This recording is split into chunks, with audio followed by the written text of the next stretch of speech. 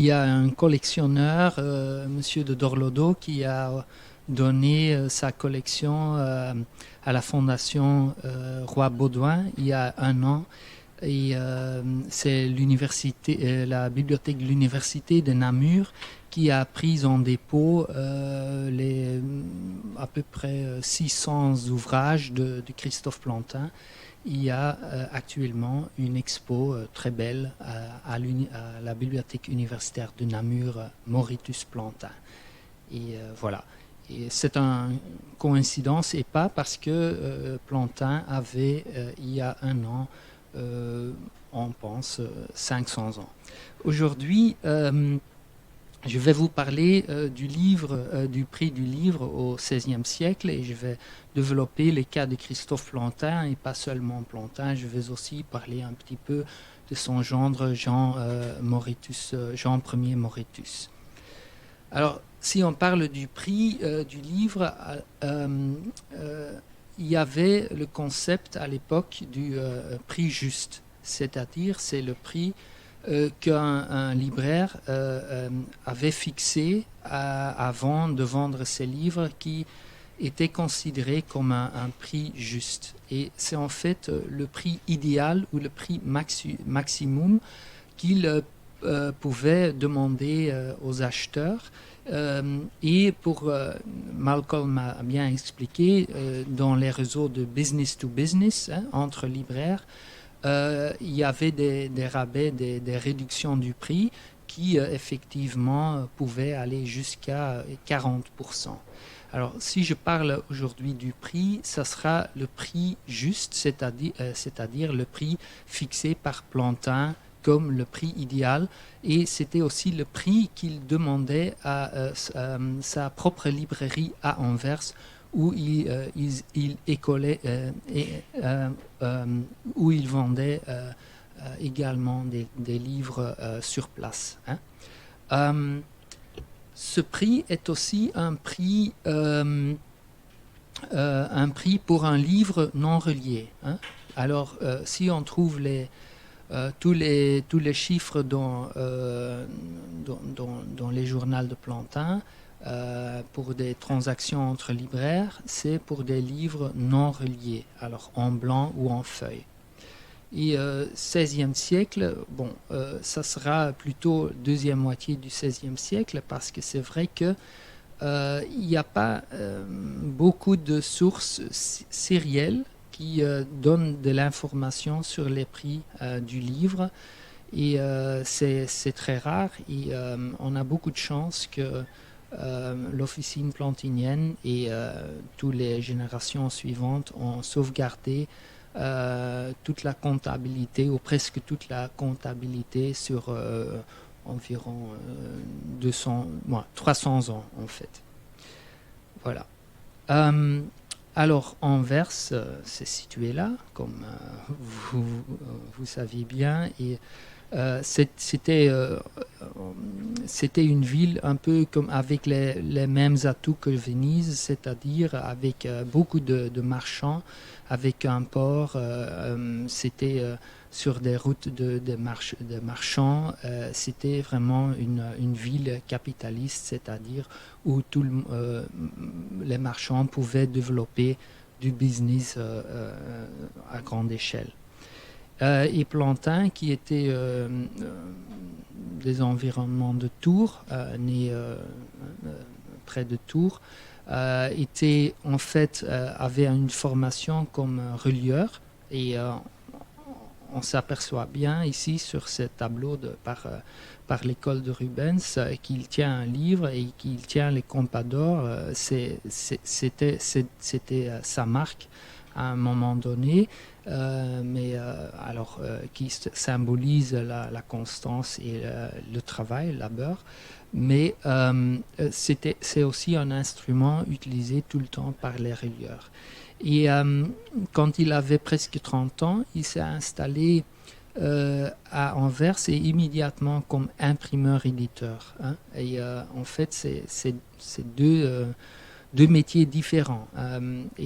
C'était déjà son but, quand il s'est installé à Anvers, de devenir un éditeur-imprimeur, parce que, à mon avis, il s'est aperçu du fait qu'on pouvait gagner beaucoup mieux sa vie comme éditeur libraire que comme relieur, parce que comme relieur, il y a un volume de travail qu'on peut faire chaque jour et ça a des limites.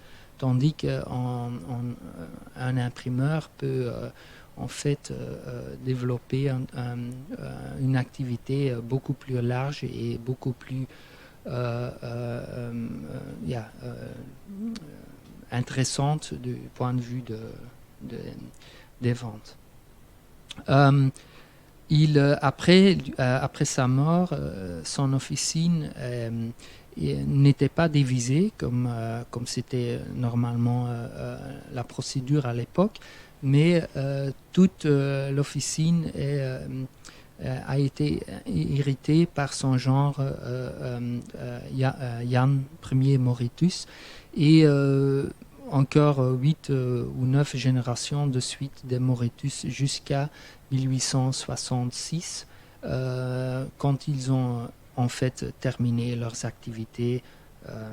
Voilà. Et un an après, s'est ouvert le musée Plantin Mauritius à Anvers, qui abrite non seulement tout l'équipement, toutes les presses, les types, les caractères, les poinçons, etc., les matrices, etc., mais aussi les bibliothèques de Plantin et les Mauritius qu'ils ont fondées et utilisées pour leur production, et même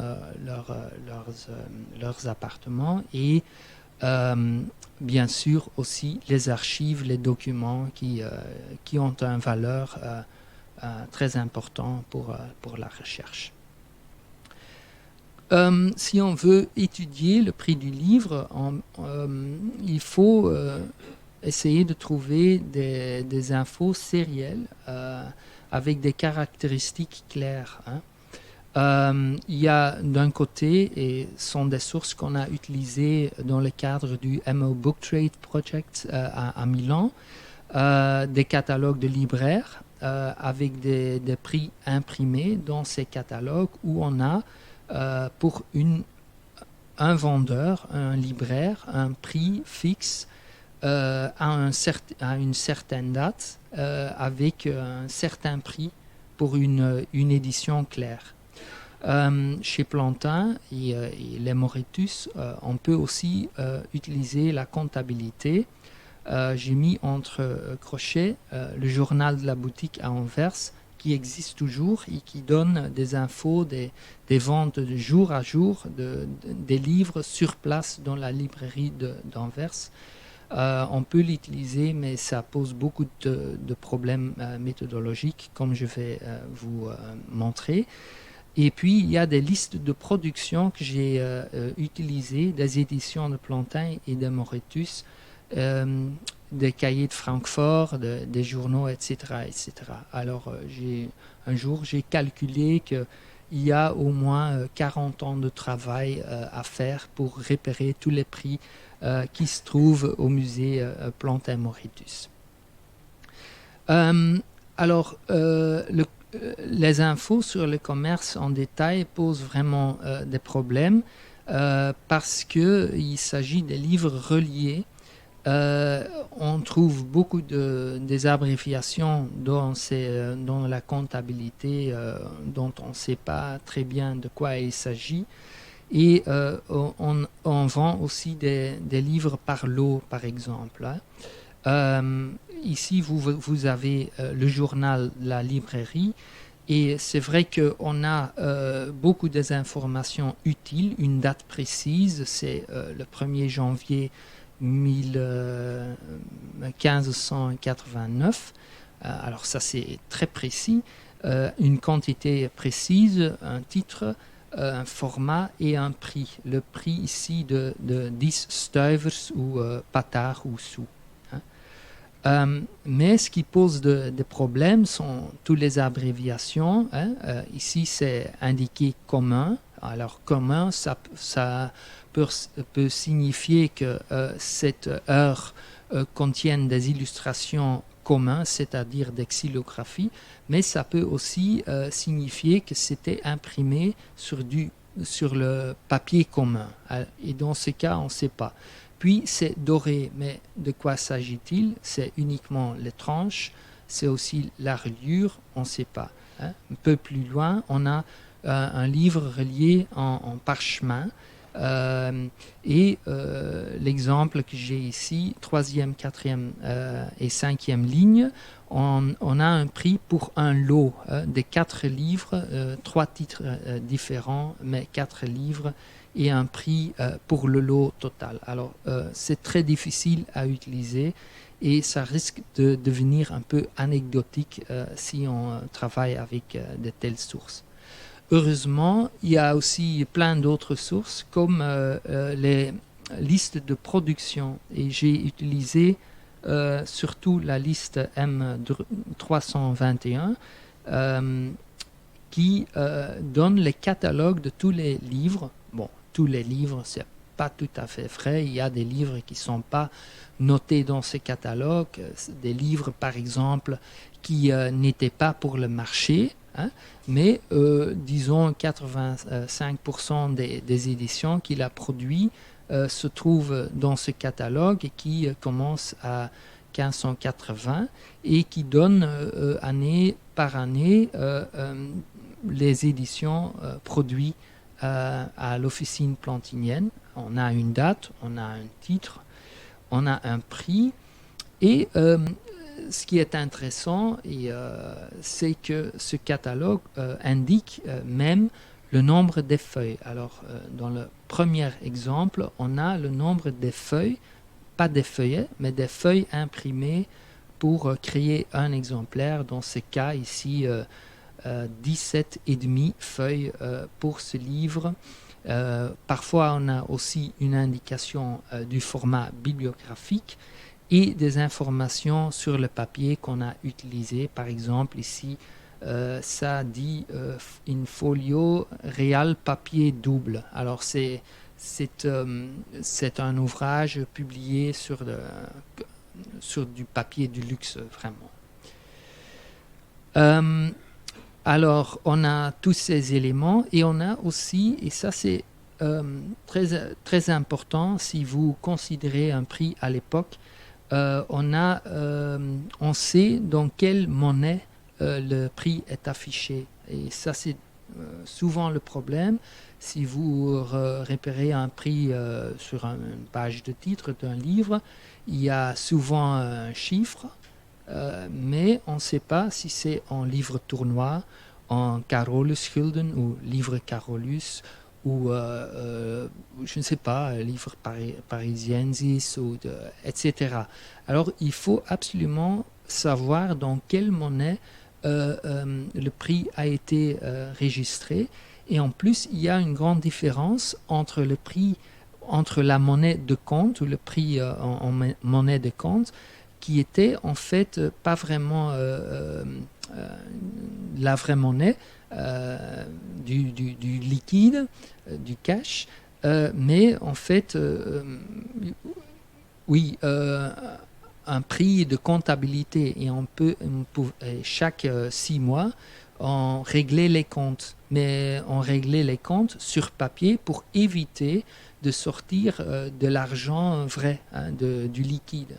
Parce que le liquide, à l'époque, il y avait beaucoup de problèmes du liquide, c'est-à-dire la valeur changeait tous les jours, ça pouvait être volé, etc. Il n'y avait pas de banque comme aujourd'hui dans notre sens.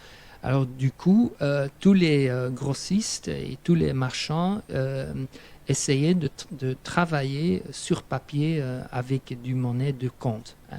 Alors il faut savoir ça, le genre de la monnaie pour mieux comprendre la vraie valeur du prix.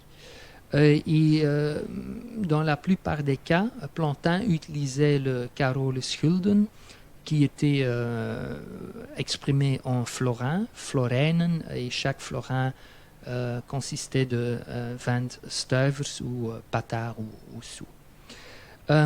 cette source donne aussi, mais pas systématiquement, mais souvent aussi des informations sur les illustrations quand il s'agissait d'un livre illustré, soit avec des xylographies, soit avec des illustrations sur cuivre, et parfois aussi des infos sur le papier, mais pas systématiquement. Alors, ça sont les entrées que j'ai traitées pour toute la période, et les statistiques que je vais vous montrer voilà, reprennent en fait ces infos sur ces 75 années.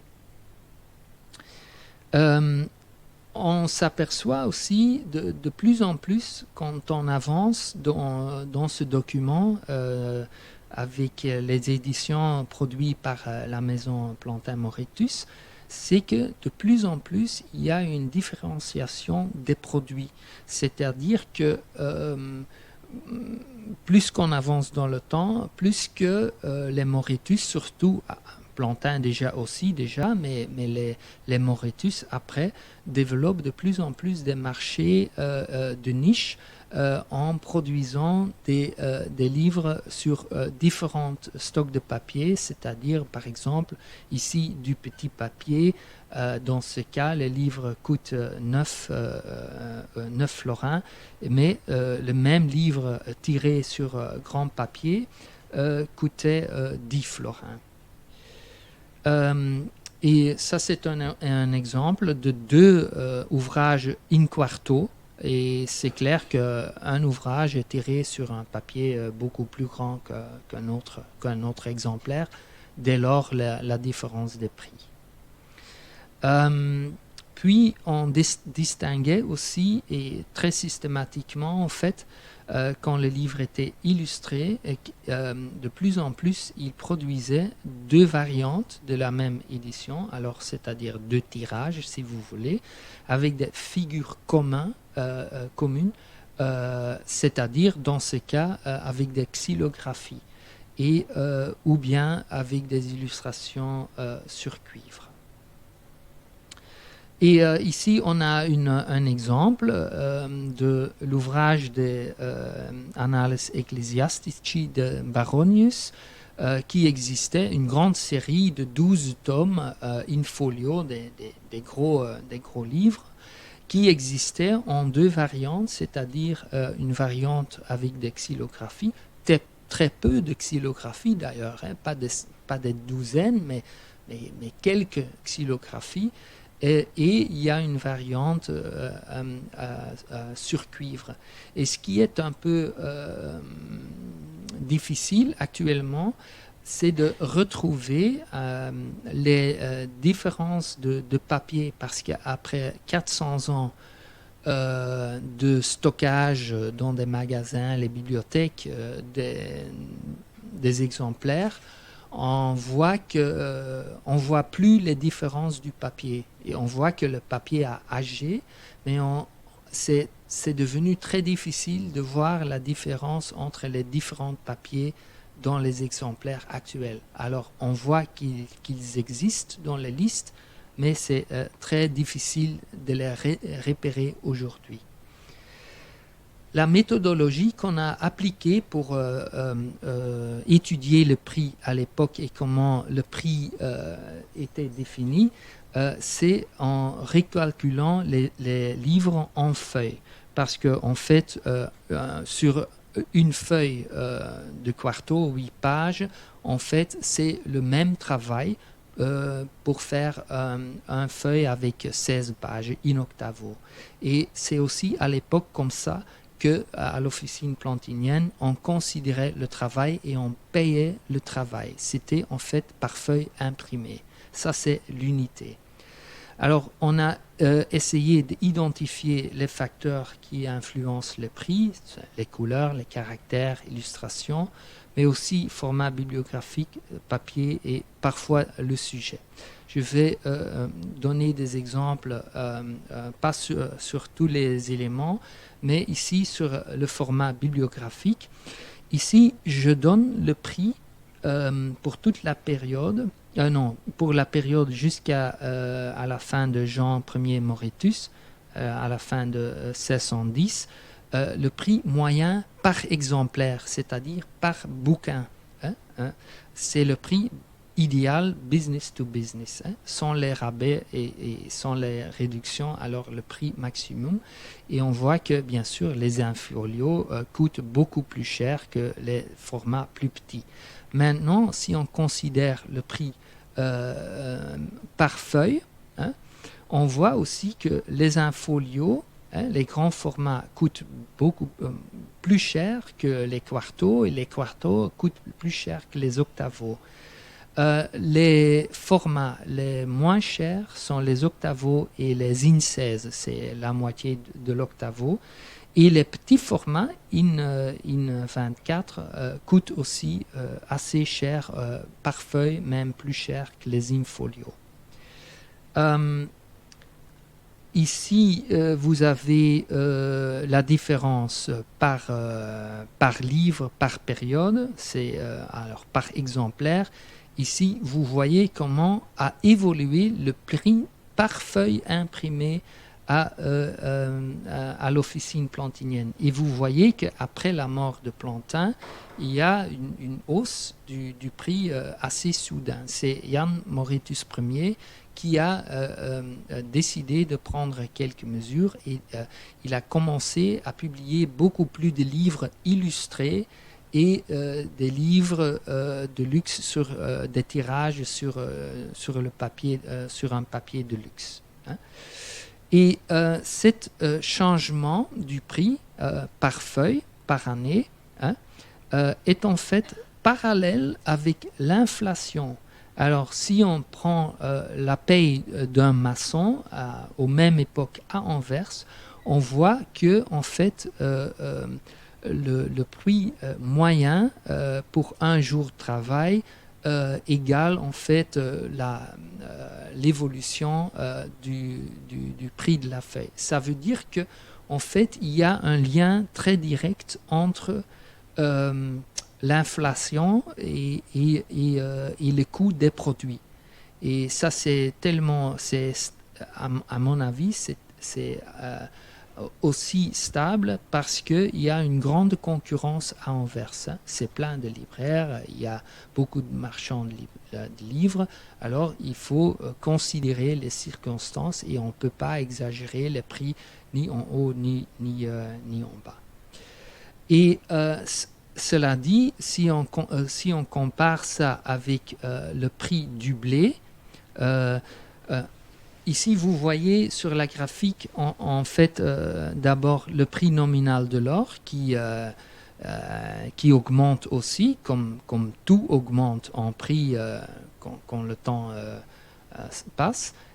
Mais le livre ne se comporte pas comme des produits comme par exemple le blé, qui est une chose nécessaire qu'on doit consommer tous les jours, mais qui dépend beaucoup plus du climat, des circonstances, tandis que le livre est en fait un produit de luxe qui peut tenir le même niveau de prix tout le temps, tenant en compte bien sûr toujours l'inflation. Maintenant, je vais, s'il me reste encore un peu de temps, alors, il y a d'autres éléments qui jouent sur le marché et je vais développer d'abord l'exemple de l'effet psychologique. Je vous ai parlé des annales de Baronius qui coûtaient par feuille assez cher.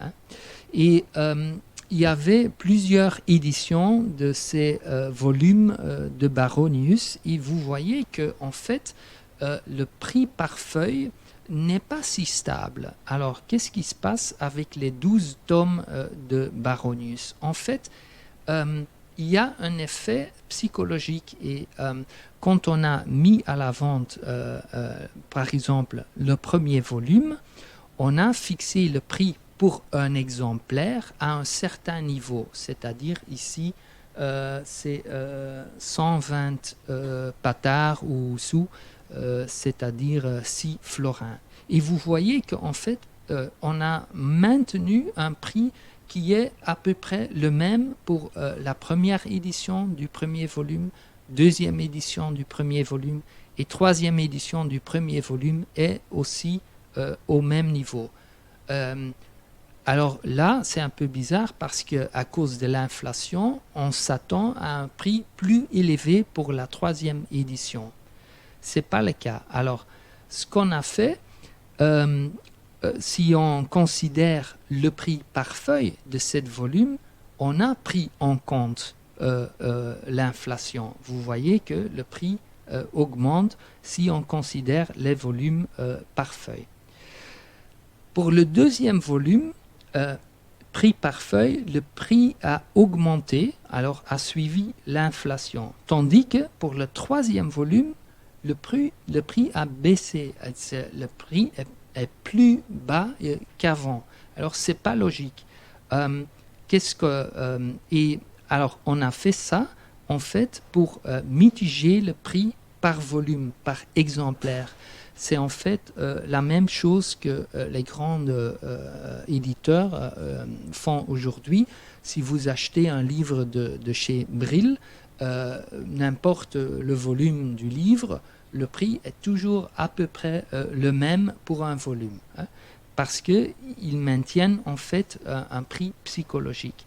On voit ça aussi pour les volumes 10 et 12, où par exemplaire, il coûte très cher, mais si on regarde le prix des deux volumes par feuille, c'est un prix très bas. Alors on a essayé en fait de régler, de fixer un prix qui est qui est à peu près le même pour tous les volumes. Et on n'a plus regardé le vrai prix du feuille. Maintenant, dernier exemple, sur les tout petits formats, les formats illustrés IN24 qui coûtent aussi très cher. Et on voit, si on regarde tous les prix par feuille de toutes les éditions IN24, alors des tout petits volumes, on voit qu'on a des prix qui vont dans toutes les directions. Et ça s'explique comme ça. À la base, il y a toujours un prix de base pour un feuillet imprimé, une feuille imprimée des deux côtés et en blanc et noir. Et ça sont les petits volumes que j'ai indiqués en bas de la graphique. Puis, il y a dans ce type de livre beaucoup d'éditions imprimées en deux couleurs. Et on a expliqué que pour chaque tirage en couleur, il faut un tirage supplémentaire. Alors, on double le travail. Et pareil pour les livres illustrés. Il y a un coût ajouté pour les illustrations. Ici, j'ai indiqué sur la graphique les éditions en rouge et noir. Et vous voyez maintenant, vous comprenez mieux la différence entre les prix. Et en plus, il y a les éditions avec des illustrations sur cuivre qui coûtent, bien sûr, en général, beaucoup plus que d'autres livres sans illustration. Et je donne un dernier exemple des heures in 24, le prix Business to Business. Pour le même ouvrage illustré avec des xylographies sur bois, un exemplaire coûtait que 6 stuvers. Tandis qu'un exemplaire illustré avec des planches sur cuivre, on a immédiatement doublé le prix. Tandis que les coûts additionnels des illustrations n'étaient pas si hauts. Alors, on peut calculer, si on prend si on considère le projet, le dessin, hein, le coût de dessin, les frais du matériel, du cuivre, le travail du graveur et le tirage des planches avec une presse intaglio, on arrive à un prix supplémentaire par exemplaire de un peu moins de 2 sous par exemplaire. Et on a simplement doublé le prix. Parce qu'on sait que pour ce niche, pour les gens qui peuvent acheter ce volume avec des illustrations sur cuivre, ils ont l'argent, ils vont le dépenser pour différentes raisons, pour leur statut ou pour montrer parce qu'ils sont des bibliophiles, etc. Voilà. Et alors du coup, on a doublé le prix, tandis que en fait les coûts n'étaient pas le double. Et ça explique pourquoi les Jean Ier Moretus et les générations suivantes ont de plus en plus créé des livres illustrés avec des planches sur cuivre qu'avec des xylographies, parce qu'on a là, dans ce niche du marché, des marges beaucoup plus intéressantes. Alors, si on estime que, si on prend le prix juste, hein, on sait que Plantin a donné à Sonius un rabais de 40%, et Plantin devait aussi lui-même vivre. Hein. Si on déduit ces 40%, on arrive, je ne sais pas, aux frais de production du livre, mais si on peut vendre des livres illustrés, on augmente la marge d'une manière considérable. Et voilà, ça c'est les stratégies qui ont été suivies par l'officine plantinienne déjà par Plantin, mais surtout par les 3 générations suivantes de Plantin. Vous pouvez rechercher la base de données qui est en ligne, c'est gratuit, mobooktrade.unimi.italie. Et actuellement, il y a environ 33 000 prix recensés dans cette base de données, surtout des prix avant 1650. Je vous remercie.